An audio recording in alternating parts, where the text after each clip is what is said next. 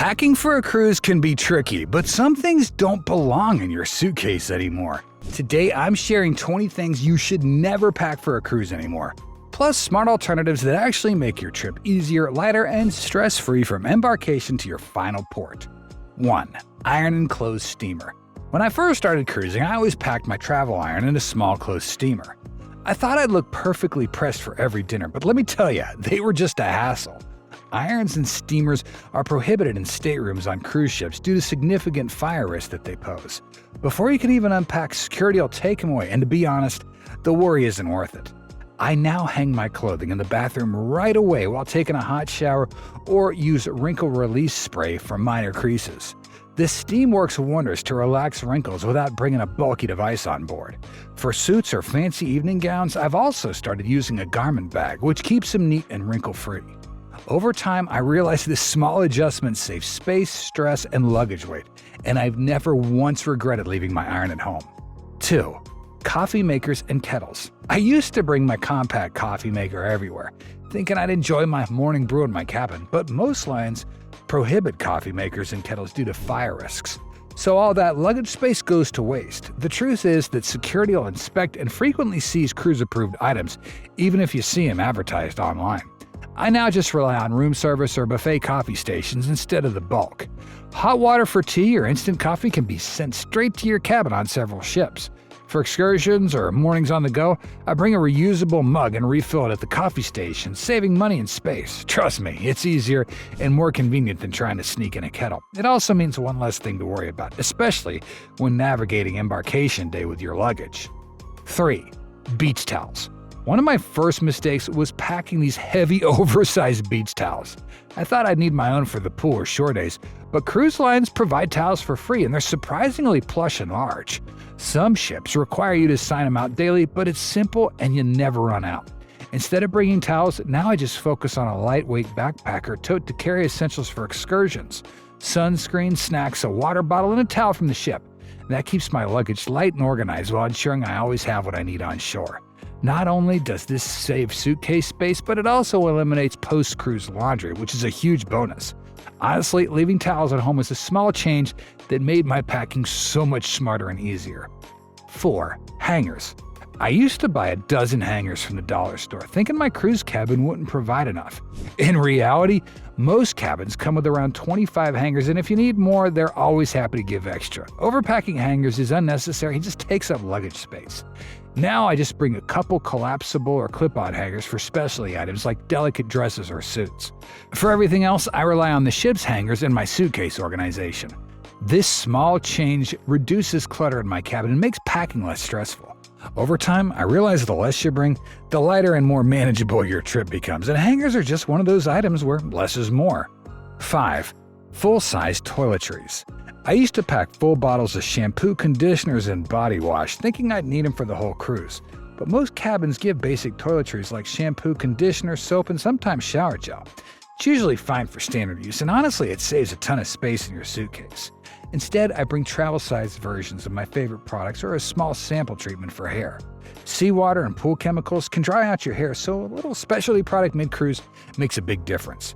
If you really prefer your own lotion or conditioner, just bring compact bottles. It's much lighter, easier to pack, and honestly, you'll probably find that the cruise-provided toiletries are enough for most of your stay. I discovered that it's not worth it to carry around heavy bathroom supplies. In a week, you won't use a bottle all the way through, and it's possible that your suitcase will leak. Smaller bottles save space for souvenirs, keep everything tidy, and comply with TSA regulations if you're flying.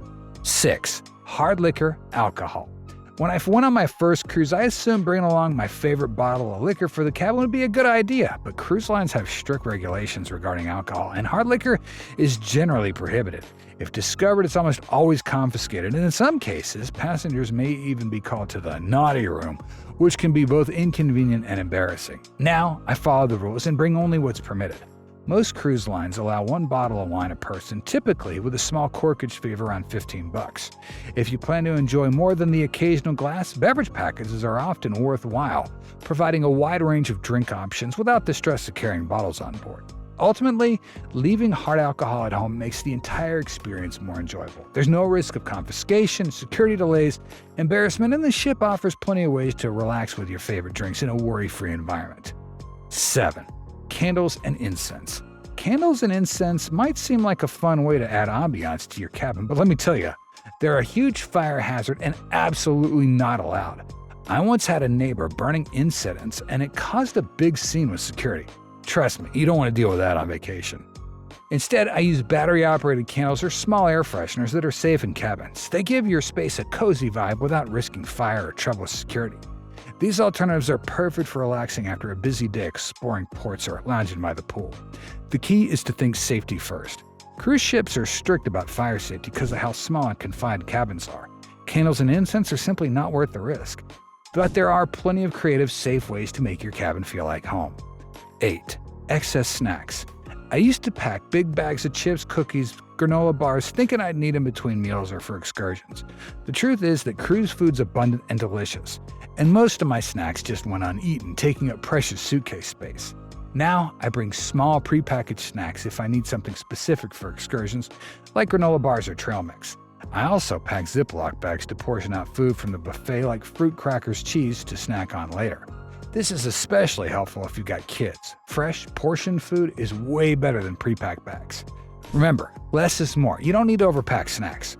Cruise ships have food 24/7, and bringing only a few items you truly need keeps your suitcase lighter and your trip less stressful.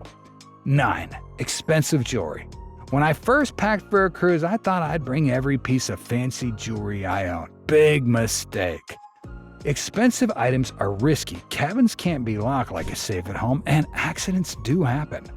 Now I just bring a few versatile pieces that go with multiple outfits, and I use the cabin safe for anything valuable. I also started buying affordable, stylish jewelry for cruises. That way I get the look I want without the worry. Amazon has many great options under $15 to $20, so it saves lots of stress.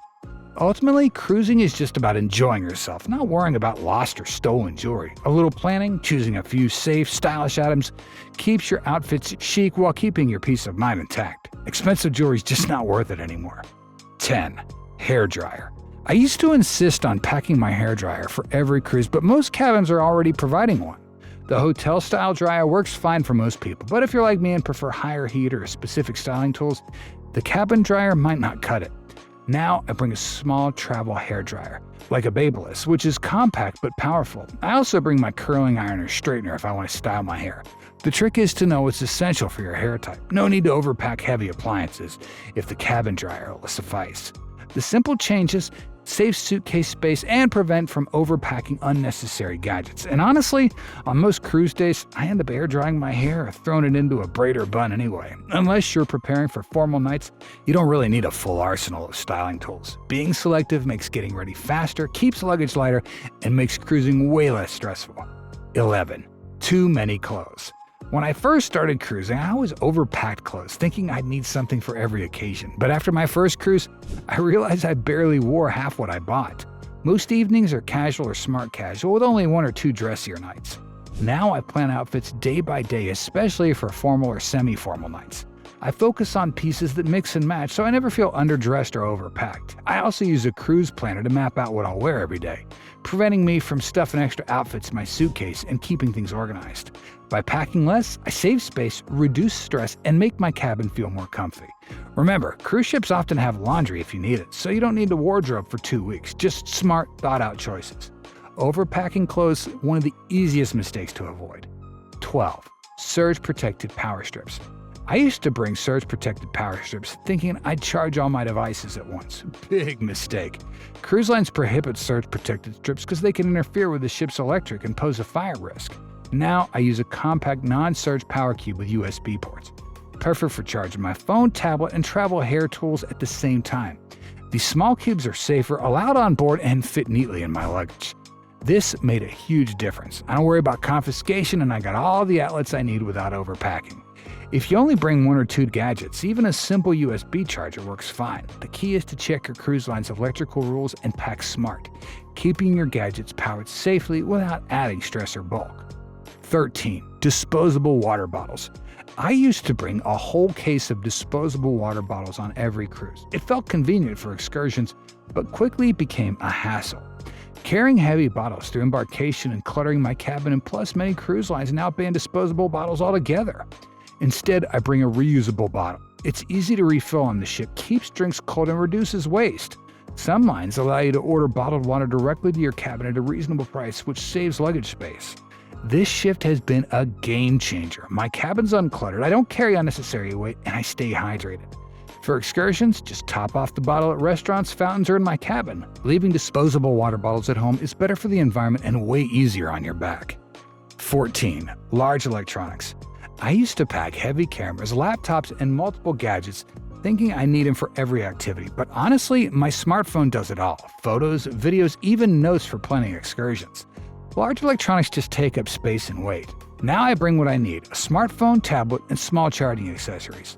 A lightweight e-reader replaces books, and I rely on apps for planning, cruise updates, and entertainment. Not only does it simplify packing, it reduces stress from worrying about damaged or lost devices.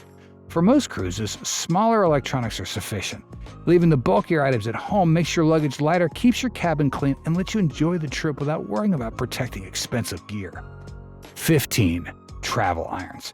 This might seem like a repeated number one, but travel irons deserve their own mention. Even small irons are banned due to fire hazards. Security will confiscate them instantly, which is frustrating if you thought it'd be convenient. Instead, I rely on wrinkle-release sprays and hanging clothing in the bathroom while showering. I also sometimes use the ship's laundry and pressing services for formal wear. It's affordable, safe, and saves space. Over time, I've realized travel irons are way more trouble than they're worth. Leaving them at home not only frees up room, but also ensures your clothes are wrinkle-free without risking confiscation or fire safety issues. Plus, wrinkle release sprays last multiple cruises, and pressing services are like a small luxury. It's just one less thing to lug around, and honestly, when you're on vacation, the last thing you want to do is iron. Simpler is always better out at sea. 16. Extra shoes. I used to bring almost every pair of shoes I owned for a cruise. Heels, sandals, sneakers, even multiple dress shoes. What a mistake. Not only did they take up tons of suitcase space, but I rarely wore them more than a few pairs. Now I stick to 3 or 4 essential pairs: flip-flops or sandals for the pools, comfy walking shoes for excursions, and dressy for evening or formal nights. And that's enough. Versatility is key. Shoes that match multiple outfits save space and make packing much simpler. If you're trying out new shoes, make sure to break them in at home before your cruise. There's nothing worse than blisters or sore feet while exploring ports. By packing only the essentials, I found my luggage feels lighter, my cabin's neat, and I don't overstress about what shoes I'm going to wear. Extra shoes are a common overpacking trap that's easily avoided. 17. Formal gowns and tuxedos. When I first cruised, I packed a full-length gown and tuxedo, thinking formal night meant a red carpet experience. The reality is most cruises are much more relaxed now. Cocktail dresses or a neat summer dress are plenty. I now pack lighter formal wear, focusing on pieces that can be worn multiple times in different ways. Some people still enjoy full gowns and tuxedos, totally fine, but most seasoned cruisers find it unnecessary. Cruise lines have relaxed their dress codes, so the goal is to look polished, not extravagant. By leaving behind over-the-top formal wear, you free up space for essentials you'll actually use, like swimsuits, casual outfits, or travel gadgets. It's also less stressful. I don't have to worry about ironing or carrying heavy evening wear. Keep it chic, but practical. 18. Over-the-door organizers and hooks. I once packed over-the-door organizers, magnet hooks, and towel clips, thinking they were a must-have. In reality, most never got used, and some were actually against ship rules, especially if they interfere with the sprinklers or inspections. Now, I rely on what's provided in my cabin and only ask the attendant for extra hangers if needed. For small items, a travel-friendly pouch or a zippered bag works just fine. You don't need bulky organizers taking up suitcase space, and most modern cabins already have far more storage than you'd expect. This change has simplified my packing tremendously. By leaving unnecessary cabin less cluttered, the key is only bringing what you truly need. Although they may seem helpful, over-the-door organizers are extra weight and trouble, and to be honest, that area is best utilized for souvenirs or clothing that you'll wear. 19. Drones. I once thought about bringing my drone for epic port shots. However, that reality is that even if a cruise line allows drones, you can't fly them from the ship. Some lines store drones for the duration of the cruise, returning them only when you disembark. Instead, I just rely on smartphone cameras or action cams like GoPros for excursion. They're small, convenient, and fully permitted. If you want drone footage, check the cruise line's exact policy and only fly when you're safely on shore in areas where drones are legally allowed. That saves space, prevents potential confiscation, and keeps me from breaking rules. Drones seem like a fun gadget to bring, but in practice, they're usually more trouble than they're worth on a cruise. Stick to smaller, practical cameras for stress-free vacation memories. You'll capture just as many incredible moments without the hassle or risk of losing expensive gear. 20. CBD edibles and restricted substances. This one surprised me the first time I cruised. Even if CBD oil or edibles are legal where you live, cruise lines ban them. Ships follow international laws and they err on the side of caution. Being caught can result in forced disembarkation. Definitely not worth it. I now leave anything questionable at home and stick to legal items. Cruise lines are strict with restricted substances, and trying to sneak them on board is risky and stressful. It's better to plan ahead, research the cruise line's rules, pack only what's allowed, and avoid anything that could ruin your vacation. Just stick to the approved items, stay safe, and enjoy your cruise without legal or security issues. Peace of mind is worth far more than any banned item. And that's it. 20 things you really don't need to pack anymore. Keep it simple, bring the essentials, and your cruise will be so much easier. If you enjoyed this, don't forget to like the video and subscribe for more cruise tips. Thanks for watching and happy cruising.